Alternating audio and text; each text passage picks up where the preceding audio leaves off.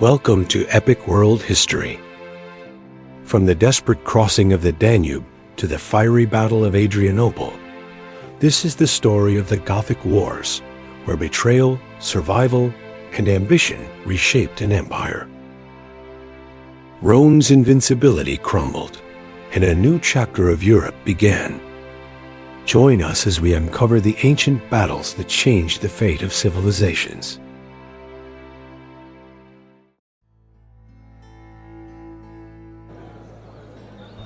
In the year 376 AD, the Roman Empire faced a crisis unlike any before. The Visigoths, a vast Gothic people fleeing the terror of the Huns, gathered at the banks of the Danube. Hungry, desperate, and seeking refuge, they begged the Roman authorities for entry. What seemed at first a humanitarian gesture, allowing them to cross, soon became the spark of the Gothic Wars. This was not just migration, it was the opening act of a Roman military crisis. The empire that had once conquered the world now struggled to survive within its own borders. Ancient battles loomed, and the Visigoth revolt would shake Rome's foundations.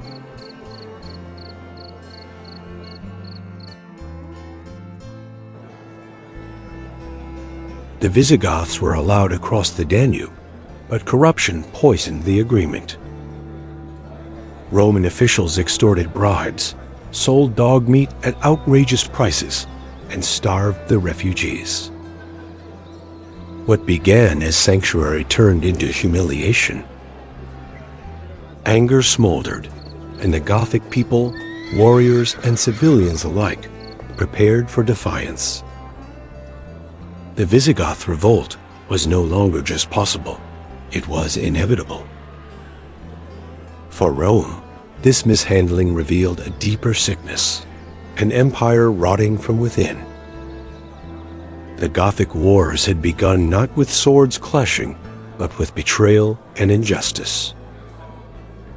Soon, ancient battles would decide whether Rome could maintain its supremacy or collapse under its own failures.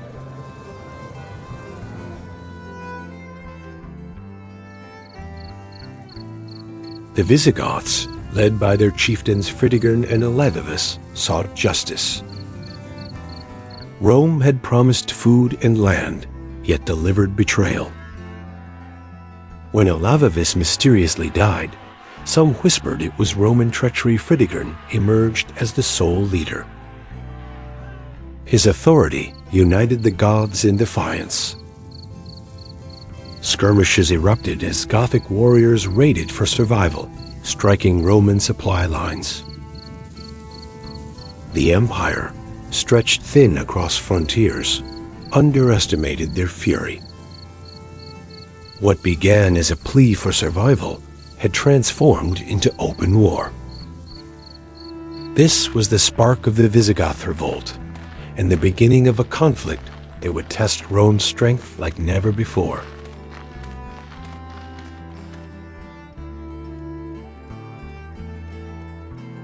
The Roman response was swift but disorganized.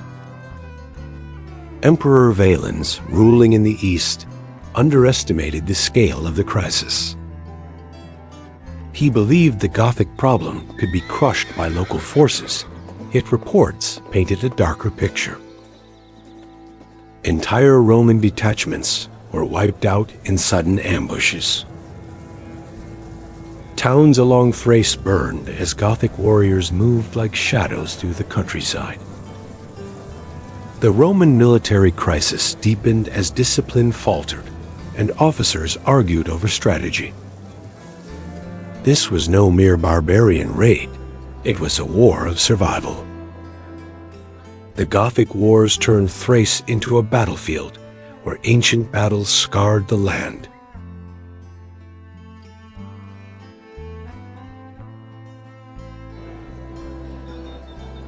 Valens finally mobilized his legions. Reinforcements marched from the east, their shields glinting in the sun.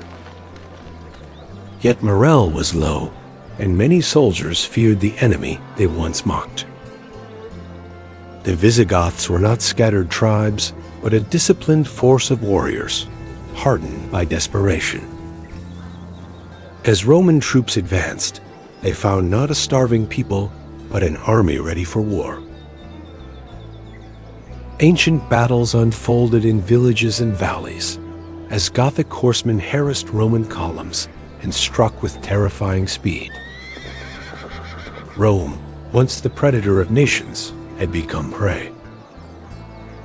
The Visigoth revolt was no longer a crisis, it was a full-scale war.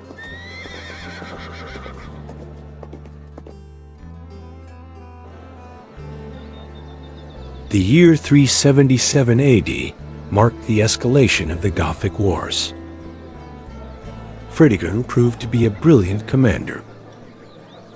He avoided pitched battles when the odds were poor, instead using mobility and cunning. His warriors struck like wolves, then vanished into forests and marshes. Roman commanders trained for set-piece engagements found themselves chasing shadows. Each defeat chipped away at Rome's aura of invincibility. For the Empire, this was more than lost battles. It was a military crisis threatening its very survival. The Gothic Wars were rewriting the balance of power, and the Visigoth revolt was showing the Empire its own weakness.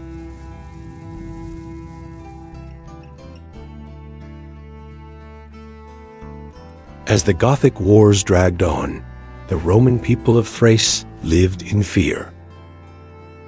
Farmers abandoned their fields, towns emptied, and roads became unsafe. The Visigoths roamed freely, seizing food and supplies. For Rome, this was more than a military setback. It was a collapse of order in its own provinces. The empire prided itself on control, yet here its authority was mocked daily. The Roman military crisis revealed cracks in a once mighty system. Ancient battles were not fought only on the fields, but in the minds of Roman citizens, who began to doubt whether their empire could protect them at all.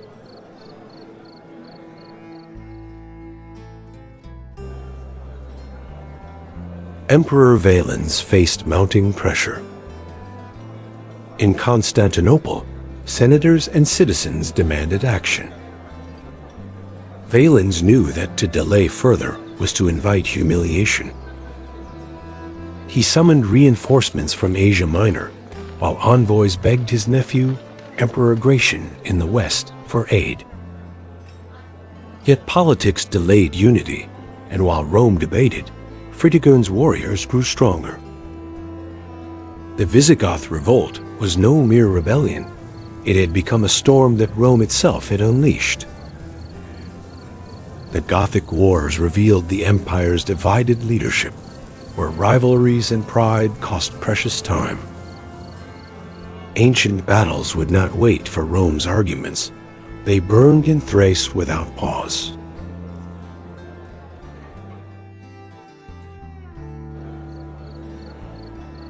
By 378 AD, the stage was set for a decisive confrontation.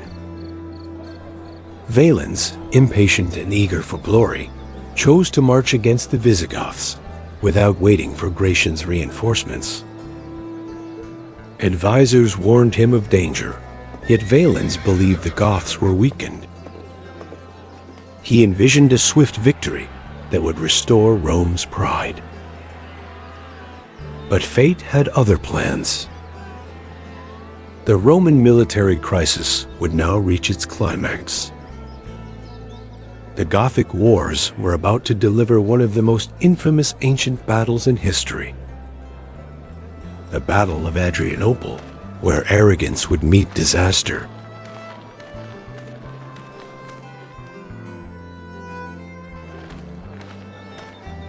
The Roman army marched toward Adrianople beneath a burning August sun. Exhausted, thirsty, and ill-prepared, the legions reached the Gothic camp. Fritigern stalled for time, sending envoys, pretending to negotiate, while his cavalry roamed the countryside. Valens, convinced of victory, ordered an attack. What followed was chaos. Roman lines stretched too thin, their cavalry outnumbered, their infantry weary. The battlefield turned into a furnace of death. The Gothic revolt, once dismissed as rebellion, now unleashed its fury in an ancient battle that shattered Roman pride.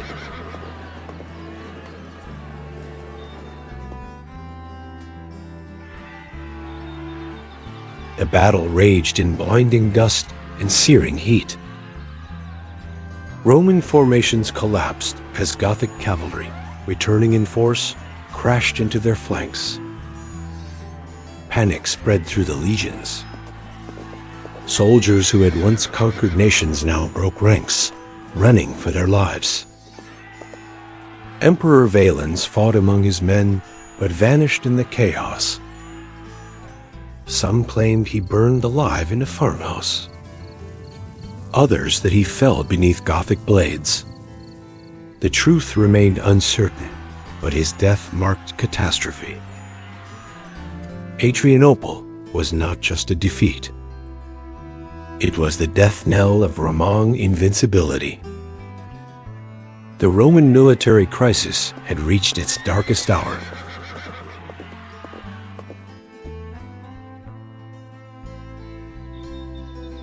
Adrianople shocked the ancient world. Nearly 2/3 of the Roman army lay dead, including entire units of elite troops. The battlefield was littered with corpses, shields, and broken standards. News of Valens' death spread swiftly, and Constantinople braced for invasion. The Gothic Wars had proven that the empire was no longer untouchable. This was not a border skirmish.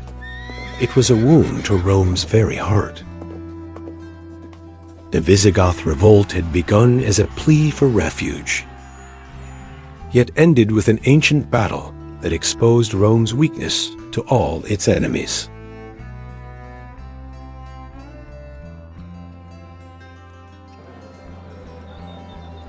In Constantinople, terror gripped the people. The walls of the great city had never seemed so fragile. Refugees poured in with tales of Gothic raiding parties burning villages across Thrace. Yet the city stood, protected by its defenses and the courage of its garrison. The Visigoths, despite victory, lacked the strength to storm Constantinople. Instead, they spread destruction through the countryside, forcing Rome to acknowledge its failure. The Gothic Wars had transformed from a revolt into a war of survival, where Rome clung desperately to its cities while its lands lay ravaged.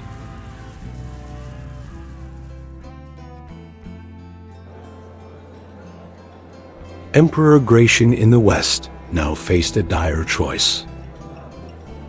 With Valens dead, the Eastern Empire looked to him for salvation. Yet his own frontiers were under pressure from Germanic tribes. Still, reinforcements were dispatched eastward, and new commanders took charge.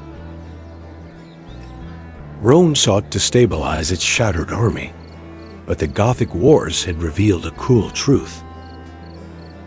The empire could no longer fight endless enemies on every frontier. The Visigoth revolt had evolved into a mirror, showing Rome its limits. Ancient battles had once forged Rome's supremacy.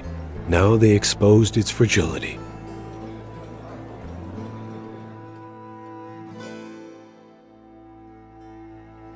For the Visigoths, Adrianople was both triumph and tragedy. Victory brought them land and loot, but not security. Without siege equipment or supplies, they could not conquer Rome's great cities. They remained wanderers, feared and hated, their future uncertain. Fritigern sought negotiation, knowing his people could not fight forever. Fritigern sought negotiation, knowing his people could not fight forever. The Gothic Wars, though bloody, revealed that even barbarians desired stability and peace. The Visigoth revolt had begun with desperation and ended with the hope of settlement. Yet the cost had been immense, and Rome would never forget the lesson of Adrianople.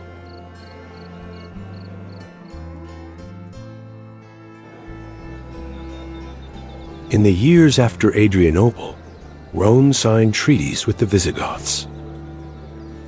They were allowed to settle as foederati, allies bound to provide military service. Yet the arrangement was uneasy, for both sides mistrusted one another. The Gothic Wars had not ended with clear victory, but with compromise. Rome, once proud conqueror, now bargained with those it once called barbarians. The Visigoth revolt had forced the empire to change its policies, reshaping the balance between Rome and the peoples beyond its borders. Ancient battles had rewritten the empire's destiny.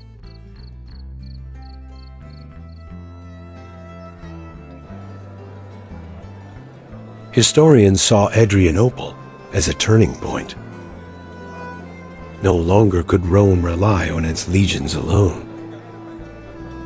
The Gothic Wars had shown that new peoples demanded a place within the empire. The Roman military crisis of 376 to 382 AD was more than a war, it was a transformation. The Visigoth revolt exposed the fragility of Roman power, yet also signaled the birth of a new Europe where Rome and the Goths would share history, sometimes as allies, often as foes. The ancient battles of this era echoed far beyond their time.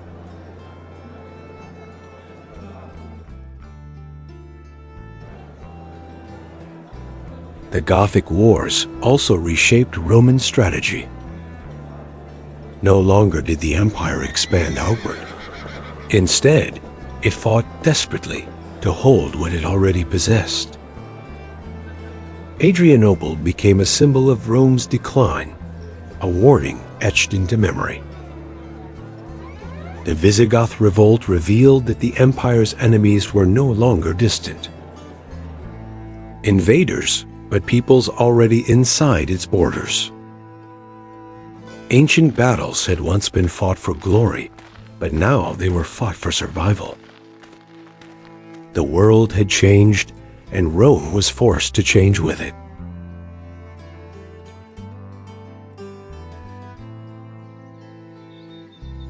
For the Visigoths, their journey was far from over. Settlement within the empire did not end their struggle. Tensions with Rome persisted, and within decades, they would march again, this time all the way to Italy, and even to Rome itself. The Gothic Wars of 376 to 382 AD were only the beginning of a long saga. The Visigoth revolt had reshaped the empire, but also set the stage for the empire's eventual collapse in the west.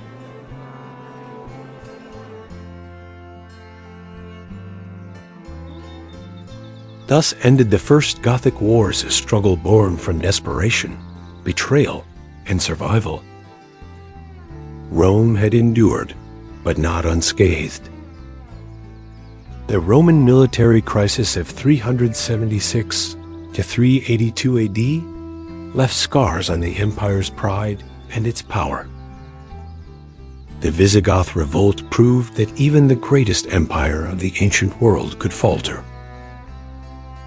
Adrianople became a warning through the ages, Arrogance invites disaster, and no empire lasts forever. From the Danube crossings to the burning fields of Thrace, the Gothic Wars were not just ancient battles, they were the beginning of the end of Rome's supremacy.